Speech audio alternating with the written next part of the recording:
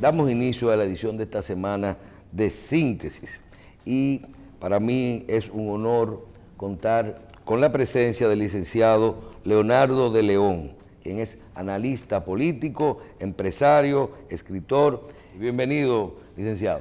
Gracias, Michelle, siempre agradado de estar por aquí, me siento cómodo como en mi casa.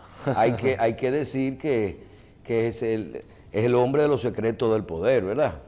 Que ha hecho estremecer las redes con su participación en los secretos del poder.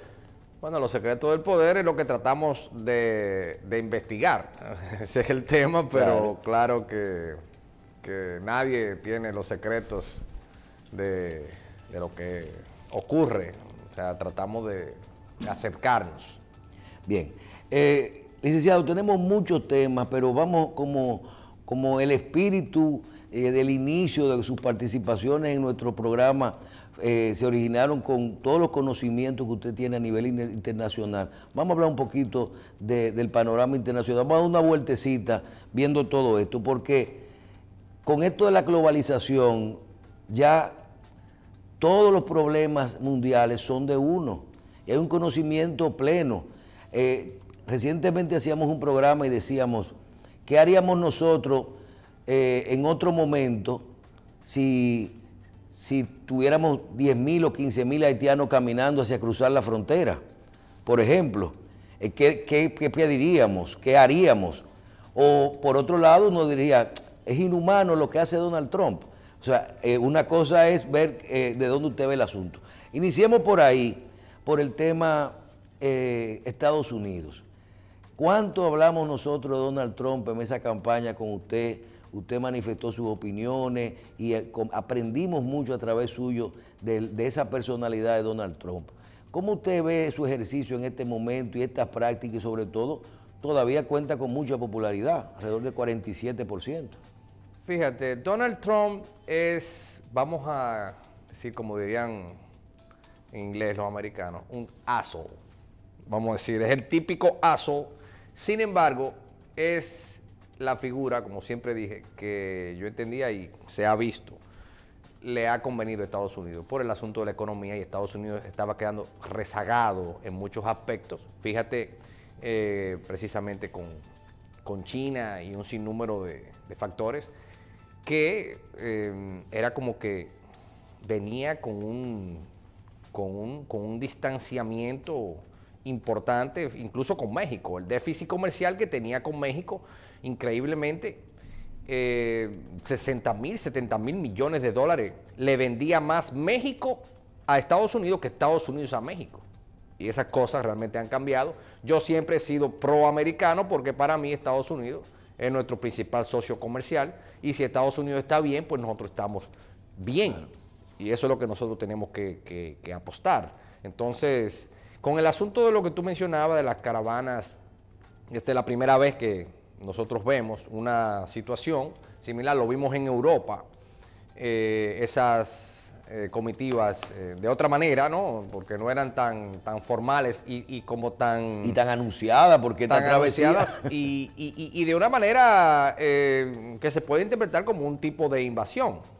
La pregunta que viene aquí es, ¿por qué ocurre esto en este momento, por primera vez, ante una situación que obviamente Donald Trump no va a impedir, ni nadie, ni el americano, ni nadie que tenga un cc de conciencia va a decir que está bien que un grupo de personas se reúnan y quieran entrar a un país y entren de esa manera? O sea, eso no puede ser bien visto por nadie con sentido común. La pregunta es, ¿por qué ocurre eso y más en este momento? No sé si tú sabes que ahora la semana que vienen las elecciones de medio término, que son las elecciones en Estados Unidos de los congresionales, entiéndase gobernadores, gobernadores, diputados, son los congresistas, y los senadores. Entonces, ¿qué ocurre? Donald Trump su promesa de campaña, y lo que lo simbolizó siempre, fue el asunto del muro. ¿Quién construirá el muro? Sí, su muro ha sido, vamos a decir, su símbolo en función del nacionalismo norteamericano en función de la economía. El muro ha sido Donald Trump. Que esto ocurra en este momento, realmente muchos periodistas acusan a un billonario llamado George Soros, que era un financista de campañas políticas, es un gran corredor de bolsa, pero de grandes niveles. Se dice que ha trabajado para la CIA, para destabilizar mercados, en función de mercados, valga la redundancia. Pero en el caso de ahora, mira, a mí lo único que se me ocurre con esto es pensar que de alguna manera el mismo Donald Trump por debajo ha auspiciado esa caravana, porque yo no le veo otra razón. Me explico. Si de alguna manera alguien, como lo han hecho los gobiernos, por eso dicen que la política es sucia, o sea, uno no sabe cuáles son... Porque eso le beneficia a él para un sector y el otro sector lo está llevando a un tema de salud, al tema de republicanos, lo que están hablando lo mal que le ha ido a Trump con su política de salud. Bueno, si este grupo de migrantes que intentan entrar pacíficamente, pero entre comillas, por la frontera norteamericana, si son detenidos, o sea, si hay una situación, lo que sea que ocurra, de alguna manera favorece a Donald Trump, porque él ha insistido, repito, con el asunto del muro. Entonces, es un tema de esta migración masiva, va en muy consonancia con lo que Donald Trump siempre ha vendido de que los inmigrantes, y fíjate que ahora incluso fue más profundo y se ha ido en cambiar un asunto de la Constitución, que es que todo aquel que nazca en el territorio americano es ciudadano americano. Entonces él quiere cambiar eso, que es una enmienda constitucional. Pero él dice que lo va a hacer por decreto. No puede hacerlo. Licenciado. No puede hacerlo. Y precisamente el hecho de él mencionarlo y traer eso a la situación en este momento es lo que crea interrogante, porque si él sabe que no puede hacerlo, él ha dicho que le han mencionado en la Casa Blanca que él pudiera hacerlo, pero eso se sabe, nosotros hemos indagado al respecto, y, o sea, un asunto constitucional es insólito, o sea, que por un decreto tú puedas violarlo, o sea, eso en ninguna parte del mundo puede ocurrir, pero el hecho es de la consonancia de traer esas dos cosas en este momento. Para Donald Trump es muy importante ganar, vamos a decir, ¿no? que el Partido Republicano sostenga el control de la Cámara de Diputados, que es como en la Casa, y el Senado. ¿Por qué? Porque todas sus concesiones, todos sus proyectos importantes se verían grandemente afectados si los demócratas en un momento como este se ven en control de ambas cámaras. Entonces, yo diría que veremos qué pasa, pero es sumamente extraño ese asunto de esa caravana, sumamente extraño que Donald Trump mencione esto en este momento y, por tanto, no sé, mencionan a George Soros, insisto, cuando viene a ver el mismo George Soros, sí lo ha patrocinado, porque la gente pregunta, ¿quién patrocina a esa gente? O sea, eso lleva gastos, 7,000, 8,000 personas en todo este trayecto, personas que supuestamente están huyendo.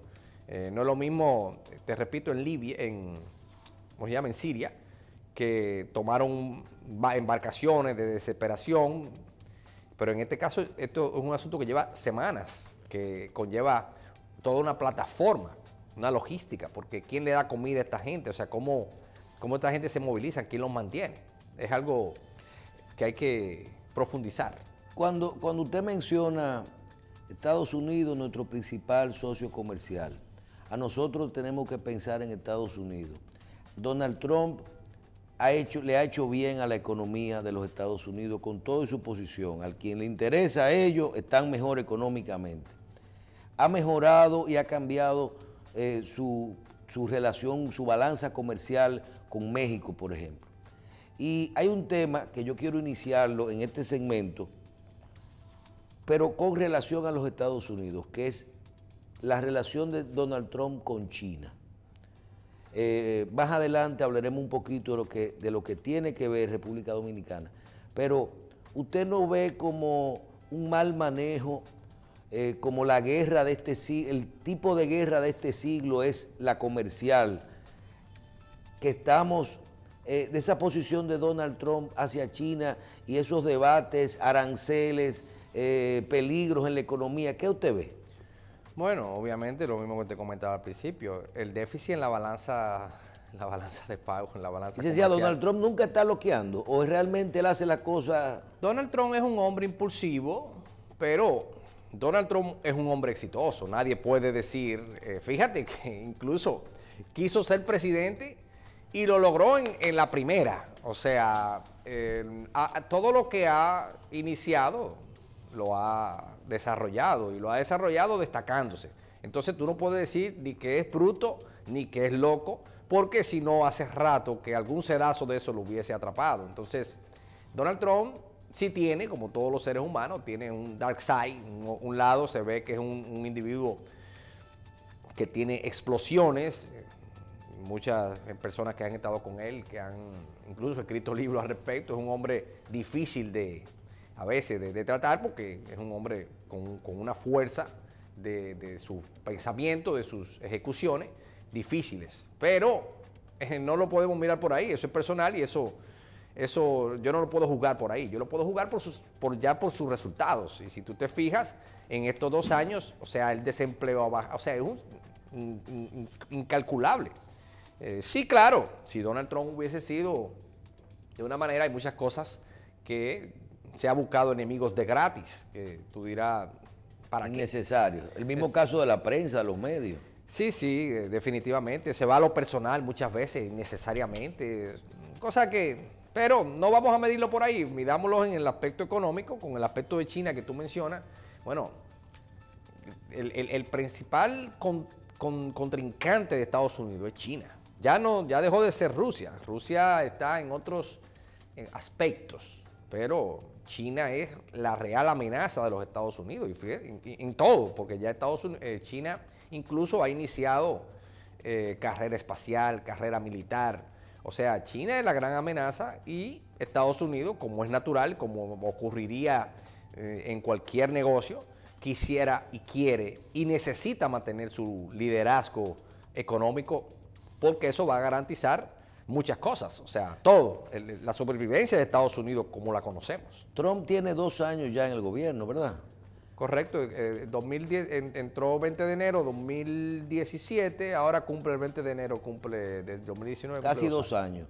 Correcto. Nosotros, en el momento de la campaña, y cuando se discutía las posiciones de Donald Trump y las de Hillary Clinton, hacíamos análisis de lo que podría ser una política mala de Donald Trump hacia, por ejemplo, la República Dominicana en específico. Todo eso, los problemas migratorios, comerciales y eso.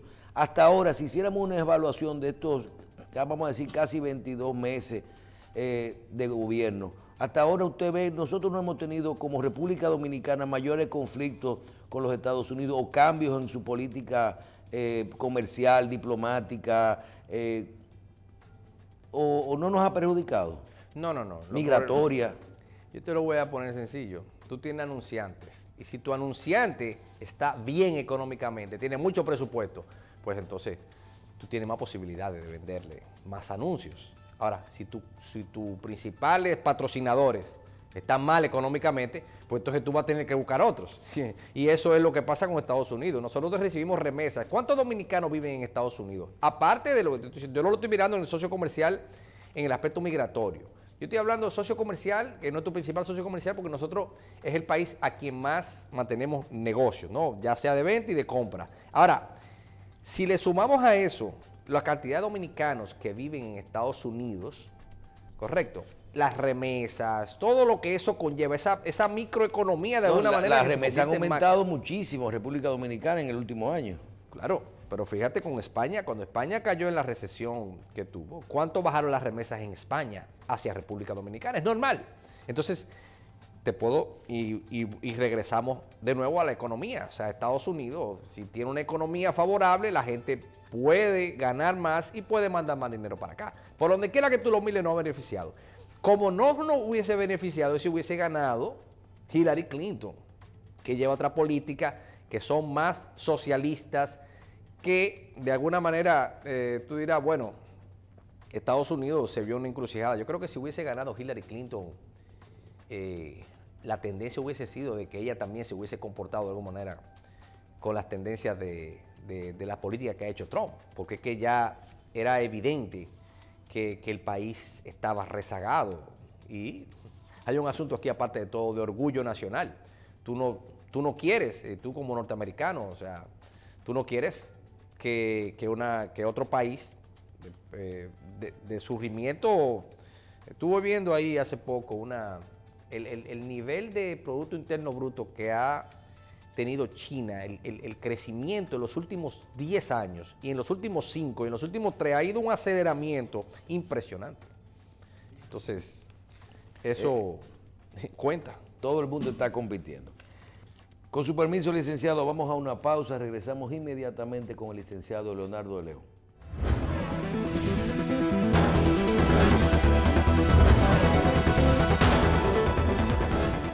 Bien. Conversábamos de China y de lo que son lo importante para Estados Unidos esta negociación de mantener estos acuerdos con China y negociar las mejores condiciones posibles. República Dominicana vimos recientemente que formalizó sus relaciones con China, sus relaciones diplomáticas con China. Teníamos relaciones comerciales, algunas esto ha sido cuestionado por parte de los Estados Unidos, cosa que no entendemos. Si ellos pueden tener relaciones, ¿por qué nosotros no? Nosotros que eso somos radicales, pero independientemente hubo que dejar las relaciones con Taiwán, y hoy vemos que ya se está inmerso de todos los acuerdos, lo que puede ser la firma de los acuerdos de República Dominicana con China, acuerdos de cooperación, acuerdos de financiamiento, acuerdos de infraestructura, acuerdos que se habla también de inversión en el turismo, de apertura en otras áreas. Con respecto a República Dominicana, usted que conoce todo esto, la parte internacional y lo fundamental de esto, ¿hizo bien la República Dominicana en firmar sus relaciones diplomáticas con China? Pero, obviamente. Tú mencionabas de que, bueno, porque Estados Unidos sí tiene relaciones con China, entonces no quieren que sus países satélites, por llamarlo así, la tengan. Brevemente te digo, en el 1972, y hay comenté al respecto no hace mucho, en 1972 Richard Nixon visitó China para abrir las relaciones con China. Antes de eso, y desde 1949, tú sabes que luego de Mao Zedong expulsó a Chiang Kai-shek de China Popular. Chiang Kai-shek se fue a la isla de Formosa, donde fundó Taiwán en 1948. Entonces, Estados Unidos, como Mao Zedong era un gobierno comunista, pues entonces y siguió las relaciones con Chiang Kai-shek, o sea, con Taiwán. Eso cambió en el 72 porque Estados Unidos quiso variar, como era un país comunista, China, pero era una balanza de poder porque no pertenecía al eje soviético. O sea, China era independiente de la Unión Soviética. Y ellos estimaron que era mejor abrir esa apertura y tener ese control y esa relación con China para hacerle frente a la Unión Soviética. Pero al mismo tiempo, por debajo de la mesa, le exigió a todos los países de esta área que mantuvieran sus relaciones con Taiwán, por la misma razón de mantener esa balanza de poder y de ellos poder controlar todo eso.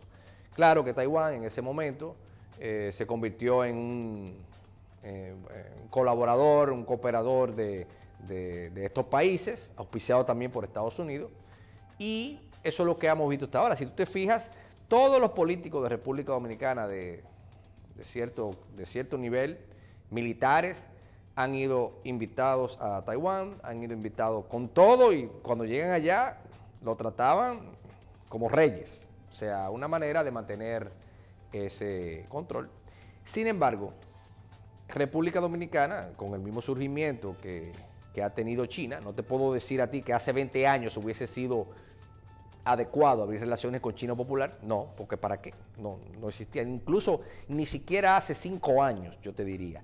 Pero en este momento, y comparo el viaje de Danilo Medina a China hoy con el que hizo Richard Nixon en 1972 a China, yo creo, y lo dije, la reelección de Danilo está sustentada en sus relaciones con China. Que si fue una medida buena para el país, fue una medida brillante para el país, una medida obvia que había que tener mucha gallardía para hacerla, porque las presiones que debe haber recibido el presidente y el gobierno del gobierno americano para que no tomara esa decisión eran presiones contundentes, y haberlo hecho dice mucho en favor del presidente.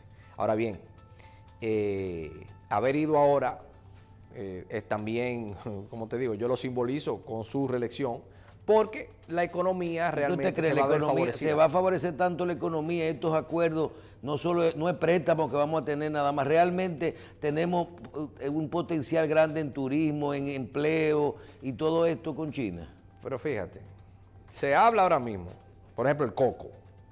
Se habla que aquí no va a haber coco para los dominicanos, porque los chinos se lo quieren llevar todo, por ponerte un rubro. O sea que China, el mercado de China es un asunto que da hasta miedo. La cantidad de requerimientos, lo que ellos aspiran para empezar, son cosas que nosotros no tenemos. Entonces, pero definitivamente va a ser un cambio drástico en cómo nosotros vemos ahora mismo, en cómo conocemos los mercados a nivel de exportación, porque nosotros somos un país orientado a la importación. Vemos como difícil la exportación, y creo y asumo que en este momento toda esa perspectiva va a cambiar. Te repito, nadie cambia gobierno cuando hay una situación económica de bonanza. Y yo creo que sí, que eso de China sí va a traer. Y fíjate, un elemento crucial. Y por eso a mí me sorprendió cuando tomaron esa decisión, porque esa misma guerra comercial que tú comentaba que tiene Estados Unidos con China, nosotros aquí nos vamos a convertir en una especie de Josip Broz Tito, que era el presidente de Yugoslavia durante la Guerra Fría, que también se aprovechó porque él era comunista, pero tampoco era del círculo soviético. Y sí lo era cuando le convenía, pero también era amigo de los americanos. Entonces nosotros en este momento, acuérdate que nosotros tenemos un tratado de libre comercio con Estados Unidos.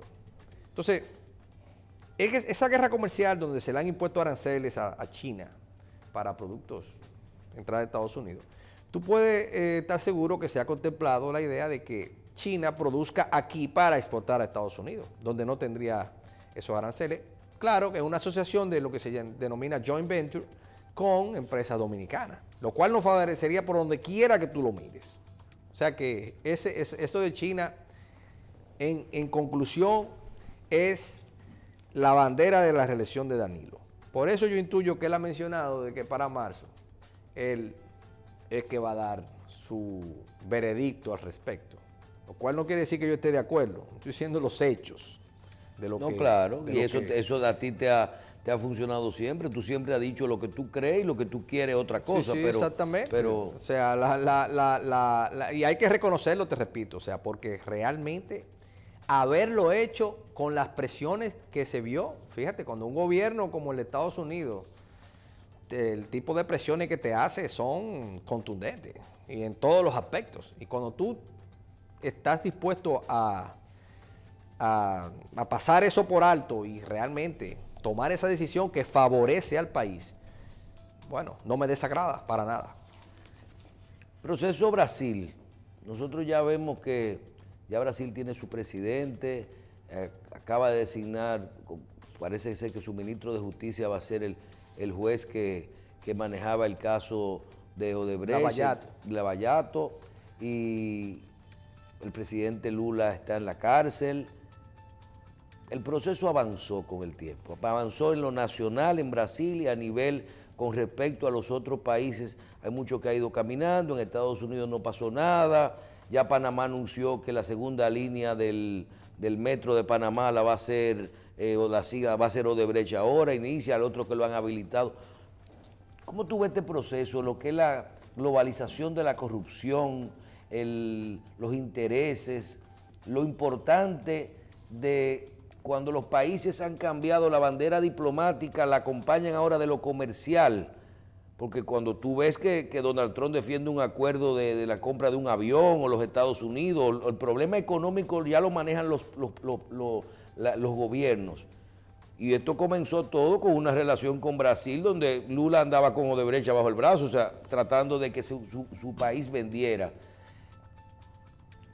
El proceso avanzó. ¿Cómo tú lo ves ya con los meses y casi años que tiene ya a nivel internacional? Pero fíjate, tú lo dijiste, Lula da Silva, ¿quién se hubiese pensado con ese asunto de Odebrecht?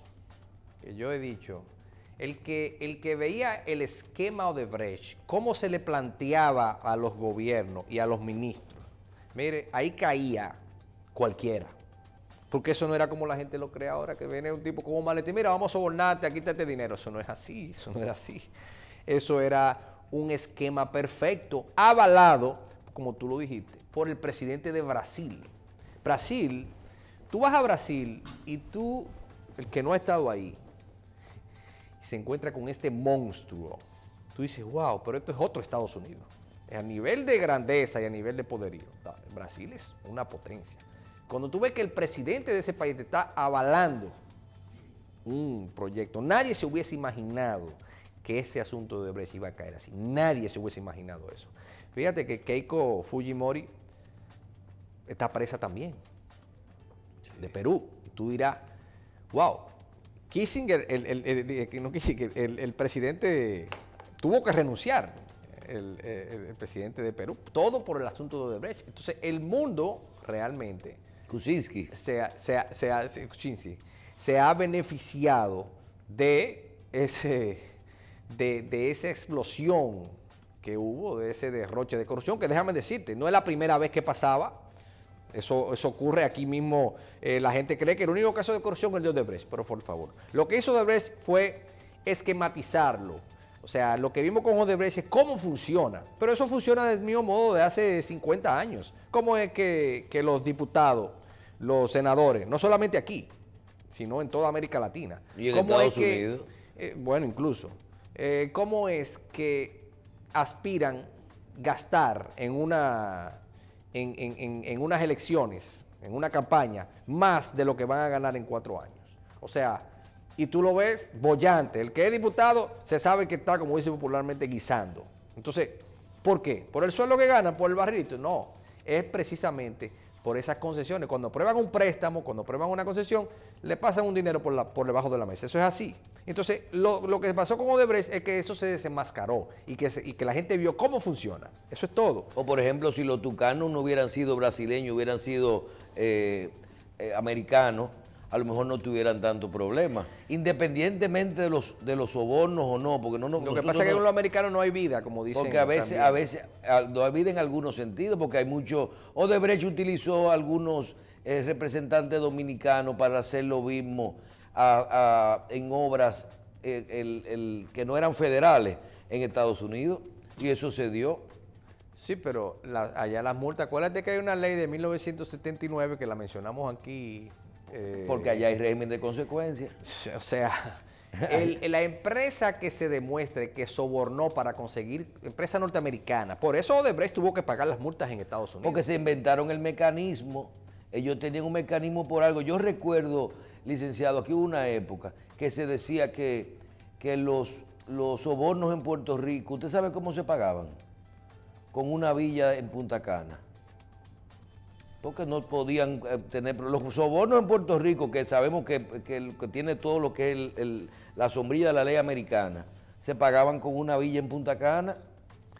Sí, y ese era el premio, porque no había forma aquí no había ni deslindes, ni nada de eso en las tierras, y tú lo que tenías, cogías un avión 30 minutos, era más rápido llegar a Punta Cana de San Juan que llegar posiblemente al otro lado de Puerto Rico en carro. En Estados Unidos, claro, las primeras empresas sobornadoras durante los años 70 y 60 eran las empresas americanas, en toda el área pero por eso esa ley de 1979 79, acabó con todo eso. Y por eso te repito, por eso fue que Odebrecht fue, porque la gente dice, ¿por qué fue multado Odebrecht en Estados Unidos? Bueno, porque está parada por esa ley, porque Odebrecht es una empresa americana en Estados Unidos. O sea, está registrada como una empresa americana, aunque no sea de...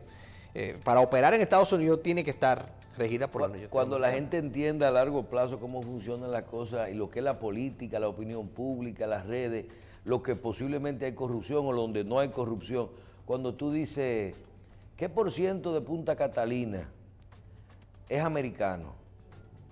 Donde no hay problema. La turbina, lo que fabrica la electricidad, que son dos, es General Electric. Y óyeme, y costó el 40% de los 1.950 millones.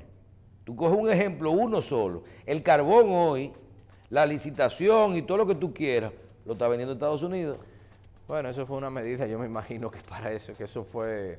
Pero tal vez originalmente la parte del es General Electric, de esa parte no se cuestiona. Estados Unidos no te aparece un mapa como el mapa de la corrupción, donde Odebrecht tuvo sus tentáculos, y no te ponen en rojo Estados Unidos, porque ellos simplemente negociaron y cogieron un dinero. ¿Qué tú piensas de eso? Tú dices... En las obras de Estados Unidos, continúa Odebrecht en Estados Unidos, lo sancionaron económicamente y no aparece como que cometieron actos de corrupción, y lo mantienen construyendo y le cogieron su multa. ¿Tú sabes de cuánto fue esa multa? De 3.000 millones de dólares. O sea, y además, recuerda, en Brasil cayó Lula da Silva por Estados Unidos, porque esa negociación a la que llegó los directivos de Odebrecht con Estados Unidos, aparte de la multa, y tú dices, ellos siguen operando, claro, esa fue parte de la negociación.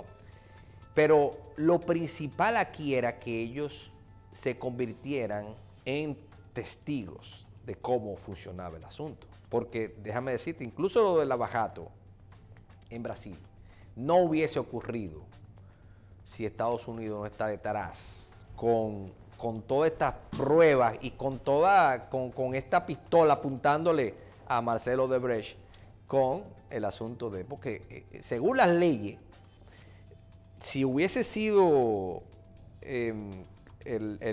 si se hubiese hecho y Odebrecht no hubiese negociado, Marcelo Odebrecht hubiese estado extraditado a Estados Unidos, entre otros directivos. Eso se manejó. Y tal vez el presidente Lula, las pruebas no hubieran sido suficientes, porque todavía hoy lo que se está hablando es que si cogió un apartamento que no aparece en nada. Definitivamente todo vino de ahí, precisamente de Estados Unidos, y por eso Odebrecht todavía está vivo. Eso es ahí, o sea que yo creo que eso contesta tu pregunta. Y bueno, Odebrecht pienso que ha aportado. Odebrecht es una compañía que construye, y te digo, el esquema que planteaba Odebrecht, por eso cayeron todos esos presidentes. A mí me cuesta creer. Y no era un tema de tendencia también de que los países cambiaron hasta unos sistemas medios de izquierda, y esos sistemas de izquierda se ampararon mucho en una bonanza económica. Venezuela en el caso del petróleo, de los precios del petróleo, ayudando a los demás. Brasil con esto de sacar a la gente de la pobreza, se aprovechan de eso, y cuando esas pelotas se van cayendo, los Estados Unidos van viendo, comenzaron a hacer caer todos estos gobiernos. Bueno, siendo un poco más radical. Ahí volvemos a las migraciones. Estados Unidos no le conviene que los países cercanos a ellos estén mal, bajo ningún concepto. Primero porque son sus mercados cercanos, son sus mercados también de materia prima, y tú necesitas tener al más pobre que no tenga mucho problema para que no te roben a ti. Esto es lo que pasó, repito, con Siria y esa migración a Europa, y simbólicamente esa migración que vemos ahora que va a Estados Unidos la semana que viene. Entonces, Estados Unidos necesita que estos países estén económicamente saludables para que la gente no quiera emigrar hacia Estados Unidos. Entonces, en el caso de Brasil, fíjate que Brasil de alguna manera es un competidor de Estados Unidos. Brasil no lo podemos medir al mismo nivel de República Dominicana. Pero definitivamente ese asunto de Odebrecht marcó una gran diferencia a nivel geopolítico, por lo que te mencionaba. Se puede decir fehacientemente que Lula da Silva está preso por las declaraciones y las pruebas que aportó Odebrecht, y esas pruebas fueron negociadas en Estados Unidos por los casos que se detectaron en Brasil, porque tú mencionabas de que Odebrecht no aparece como que hizo corrupción en Estados Unidos. Es que no la hizo, no hay manera de hacerla en Estados Unidos. Ellos la hicieron en Brasil y en estos países. Lo que pasa es que bajo la ley, recuerdo el nombre, la ley 1979, bajo esa ley las empresas norteamericanas que hagan negocios fuera de Estados Unidos y para conseguir contrataciones, financien partidos, financien personas y que se demuestre que ha sido, obviamente, para conseguir contratas, como se demostró, pues esas personas esa empresa está violando la ley penal en Estados Unidos. Y pueden hacer acuerdos. ¿Cómo acuerdos? Lo que acuerdo, pueden ser procesados.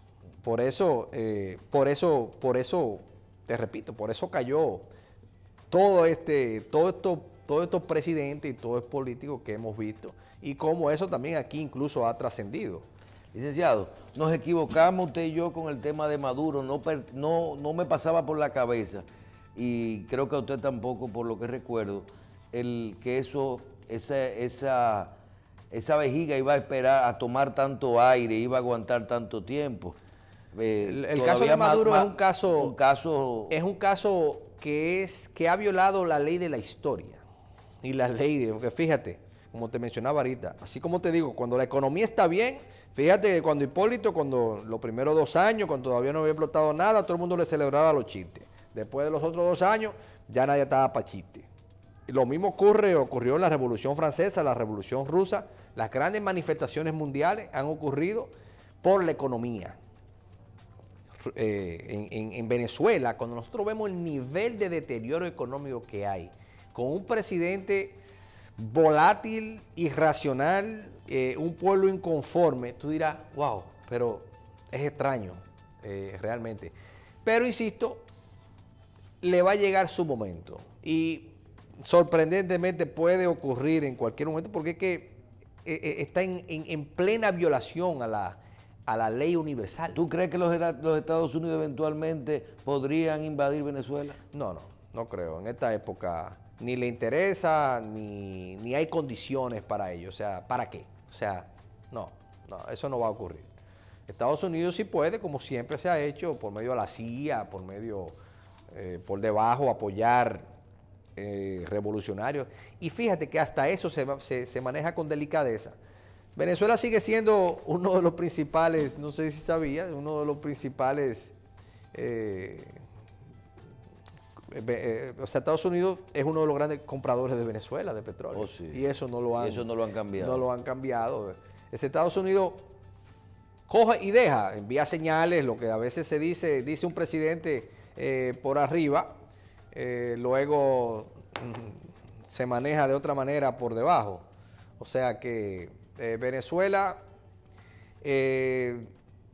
su propia gente, su propio esquema es que va a derrocar a Maduro, porque esa cosa de la historia ha demostrado que no pueden durar. Maduro ha durado más tiempo de lo que la historia nos ha enseñado. Bien. O sea que vamos a una última pausa y regresamos con Leonardo de León.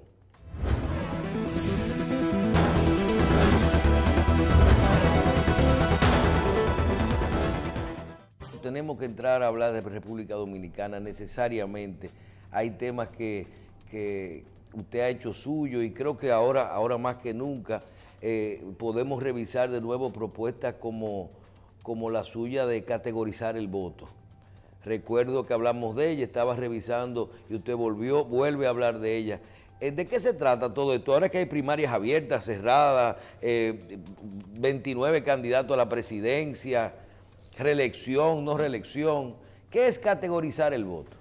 Categorizar el voto es, vamos a decir, un planteamiento que yo hago para evitar que el dar y la política sigan manteniéndonos en un círculo vicioso, donde los candidatos que ganan no necesariamente son los que realmente le favorecen al país. Por ejemplo, aquí el dar, el picapollo, los 500 pesos, no solamente en República Dominicana, te digo, eso se ve a todo lo largo de América Latina, porque es un asunto, es un instrumento político utilizado para aprovechar la misma miseria.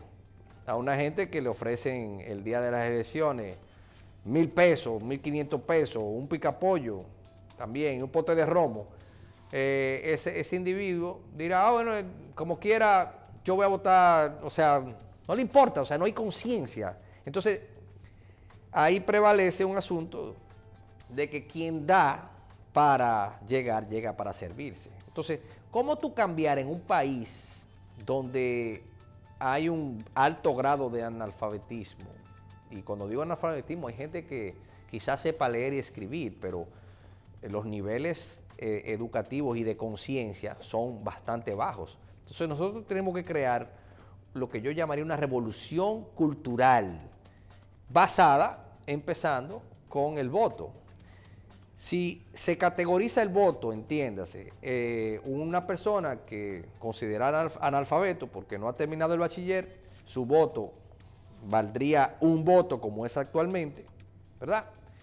El voto de categoría B es de un bachiller, que su voto valdría 5, y el del profesional, su voto valdría 10. ¿Qué lograríamos con esto? Bueno, que ya la compra de votos, bueno, sería mucho pues se supone más. que el que tiene más niveles de educación, de conciencia, vamos a decir la clase media va relacionado a esto, es la que más, entonces esos votos equilibran un poco a la hora de... Yo diría que no clase a nivel económico, porque te voy a decir, o sea, hay gente que quizás no tiene los ingresos, pero tiene una conciencia y quizás tiene, y tenemos que medirlo con la profesión, no necesariamente un profesional, hay profesionales más sinvergüenza que un analfabeto, eso lo sabemos, pero hay que categorizarlo de alguna manera. Además, ¿cómo crear esa revolución? Bueno, porque el que votó en esta elección, por ejemplo, con categoría C y se hizo bachiller en la próxima elección,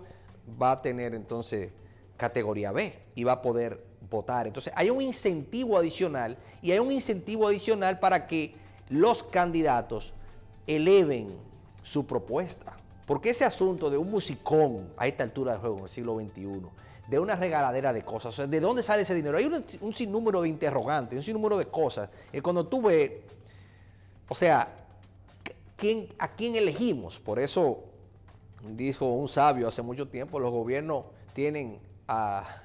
tienen los gobiernos que se merecen. Y eso es exactamente lo que ocurre.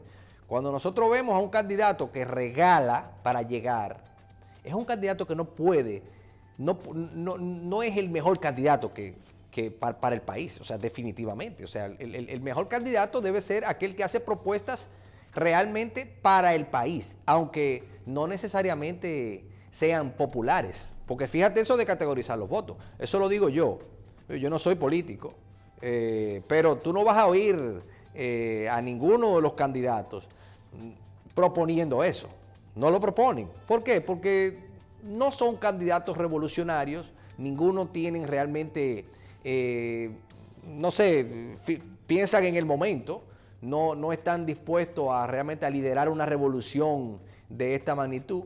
Y por eso no vamos a ver, y al final de cuentas, te digo, ninguno de los candidatos de oposición, yo le veo ese matiz de llevar una bandera revolucionaria que cambie el sistema.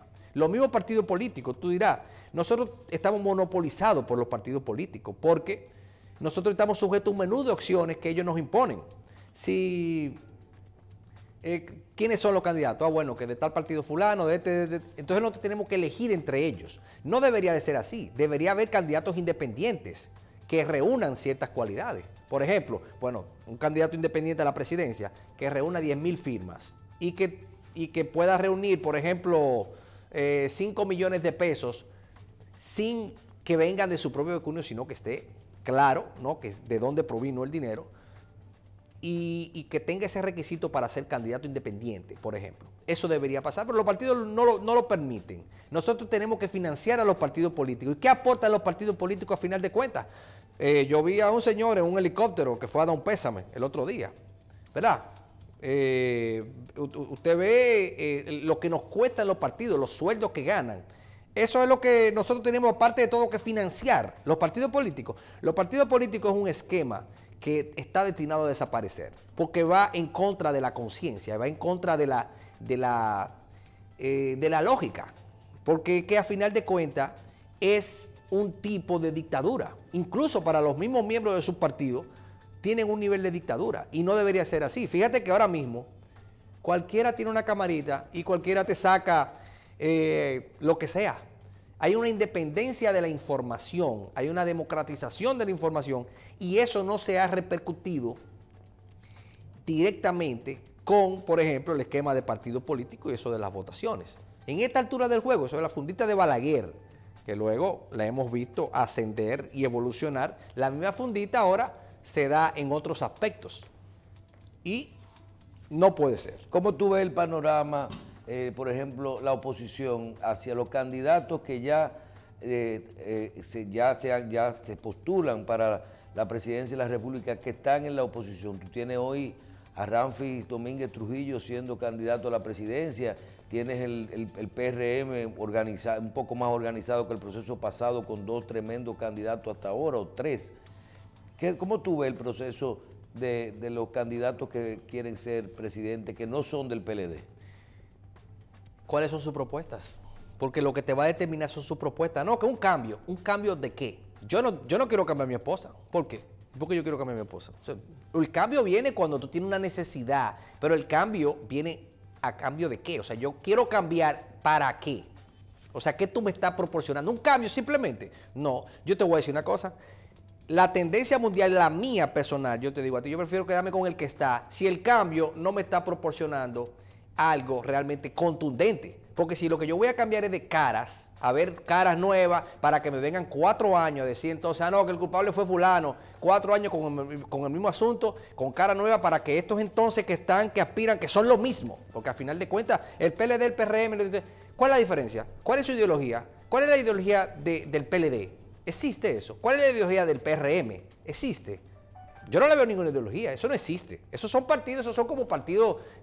Más ideología tiene el Licey y el Son plataformas electorales, sencillamente. Correcto, pero yo no le veo ninguna diferencia. Las caras diferentes. Entonces, lo que haría de diferente un partido u otro, un candidato u otro, son sus propuestas contundentes. No, bueno, sí, yo vi el otro día a un candidato que dijo que va a bajar la comida, por favor. Eso era un discurso de cuando Balaguer, eso era un discurso que usó Eduardo Estrella, la canasta familiar. Esas son cosas que ya la gente, ni el más ignorante se lo cree. O sea, tú tienes que venir con propuestas realmente revolucionarias. Eso es lo que hace una diferencia. Pero también tú tienes un gobierno que ya tiene, un partido que ya tiene más de 20 años en el poder, se ve un poco desgastado en algunos aspectos, aunque cuando tú todavía ves todas las encuestas, mantienen, si hay unidad, se ve que mantienen más de un 50%, 48, 50% todavía de popularidad. Okay, porque hay dos cosas. Realmente es que no es que le ha ido mal a todo el mundo, que hay mucha gente que está bien o que considera que su gestión está bien todavía, pero también lo vemos con un poco de problemas internos. Pero a cambio, o sea, tú dirás, en una situación como la veo yo para el año 2020, 2 cosas sacan al PLD del poder. Número 1, un descalabro económico, como te mencionaba, o sea, el descalabro económico, obviamente, como le pasó a Hipólito, o un candidato realmente, vuelvo a lo mismo, un candidato contundente, con ideas revolucionarias, no subir el tono un poquito y hablar, no, yo no me refiero a eso, no. que proponga, mira, lo de fiscal independiente, que lo hemos promovido. Lo de fiscal independiente. Nadie habla, yo oí a Abinader hablando de fiscal independiente, que él va a nombrar un fiscal independiente, pero si él lo nombra ya no es independiente. Háblame de qué hay que hacer, que el fiscal independiente sea una figura realmente independiente. ¿Tú crees que se divide el PLD? Bueno, no creo que se divida, no creo que se divida. Realmente hay una situación aquí con Leonel y Danilo. Si la contienda va a ser entre ellos. Yo asumo que Danilo tiene ventaja con respecto a Leonel, porque Leonel tiene un talón de Aquiles bastante grande. El tema de que va a decidir las elecciones de alguna manera es la corrupción y la impunidad, independientemente de que la economía, o sea, partiendo de que la economía esté como aspiramos que esté, el tema central es la corrupción y la impunidad. Y Leonel Fernández está atado al respecto, porque Leonel no puede hablar de corrupción e impunidad. Entonces, Danilo está en el poder y tiene un manejo más... primero que Danilo no tiene los escándalos que tuvo Leonel, y además Danilo está en el poder y Danilo todavía tiene tiempo de resarcir ese aspecto. Entonces, el único problema que tiene Danilo es su imposibilidad de reelegirse, pero si él logra crear una revolución económica con esto de China, ciertas cosas. ¿Qué es lo que es el viaje a China, el inicio? Es su bandera de la reelección. Compáralo con Richard Nixon. Richard Nixon fue reelecto en 1972 y se simboliza que ese viaje fue lo que, esa apertura con China en aquel momento fue lo que le garantizó su reelección. En este caso de Danilo, completamente distinto el aspecto, pero en el hecho es lo mismo. Aquí, esa jugada maestra que se hizo, todo lo que va a traer China, te repito, nadie cambia gobierno si la situación económica está favorable, nadie. Y si él tiene un A debajo de la manga en favor del país, eso va a ser lo del cambio de la Constitución. En este país donde tú sabes que ahorita llaman a fulano, lo mismo del PRM, le pasan un dinero por abajo y apoya la reelección. Eso es lo que vemos aquí, es la clase política dominicana, tú me excusas, pero eso es así, eso es lo que yo he visto en la práctica desde que era chiquito, ¿verdad? No creo que cambie ahora mismo. Entonces, eso de la Constitución, eso lo cambian, esa es la realidad. Te repito, no quiero decir que yo estoy de acuerdo con eso, porque lo inaceptable es que el Estado de Derecho de este país sea tan minúsculo que existe esa posibilidad. Eso te demuestra a ti la salud democrática de la República Dominicana. No debería ser que la Constitución se cambie para favorecer a un candidato. Pero por Dios, eso es inaudito. Pero partiendo de este panorama, yo lo veo eso fácil. Y te repito, para yo ver ahí, que fue la última entrega que hicimos de Los Secretos del Poder, para yo, si a mí me ponen a elegir, a mí, a Leonardo de León, me ponen a elegir, ¿por quién tú votarías, Leonel o Danilo? Hoy, tiene que votar por uno de los dos, obligado. Yo voto por Danilo, pero de calle. Y rápido y sin pensarlo, ¿dónde hay que firmar? Mira, yo estuve en varias instituciones que estoy haciendo unos registros recientemente y a mí me sorprendió. O sea, el trato que la organización, ahí por ejemplo en ONAPI, eso ni se diga, en salud pública, son instituciones que yo tenía tiempo que no iba y la había dejado, óyeme, el manejo que se ve ahí es igual que una oficina privada. Y el interés que tú ves de la misma empleomanía, o sea, en ese aspecto, aquí los grandes problemas de este país son los grandes casos de corrupción que han comprometido a toda la clase política y entre ellos han prevalecido la impunidad. Ese es el gran problema de la República Dominicana. Y te voy a decir algo, hay una percepción mayor de la corrupción que la que hay en realidad. La gente cree que todo el que está en el gobierno está robando. Esa es la percepción de la gente. Y mira, la clase funcionaria media trabaja y está preparada. Lo he visto. Ahora, cuando tú ves casos grandes que se manejan con paño tibio, entonces tú dices, ahí está el gran problema. Ese es el gran problema. Licenciado, muchísimas gracias por estar con nosotros. Yo creo que pudimos tocar todos los temas que que son de importancia para nuestra gente en este momento. Muchísimas gracias por estar con nosotros hoy y a ustedes también les damos las gracias por su audiencia. Nos vemos la próxima semana en otra edición de Síntesis.